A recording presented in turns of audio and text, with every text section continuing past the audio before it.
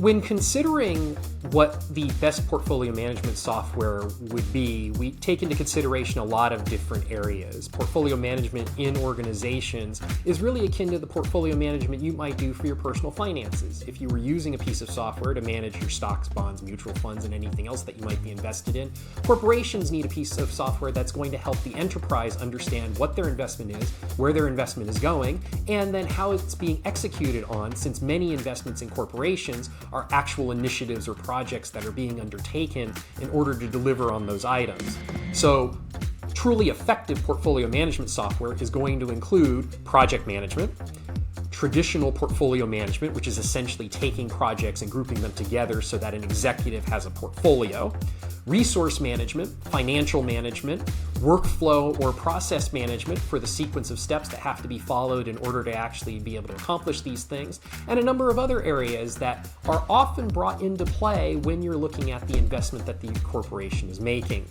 Now, one of the key elements of that, of course, as I mentioned, was project management. In a lot of organizations, that's where people typically start with their investment management and governance. They look at their capital projects, especially the ones that involve capital investment, and they start to put governance tasks or governance sequences around those investments, right? It's the part of the portfolio that gets the most attention typically in organizations to begin.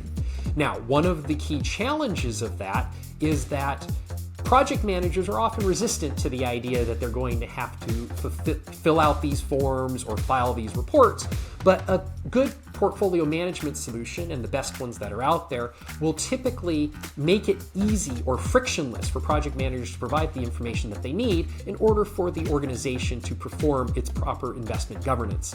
That governance is key to being able to report properly out to shareholders and stakeholders. It's also critical for executive management to know that investment is being spent on what they expected it to be spent on.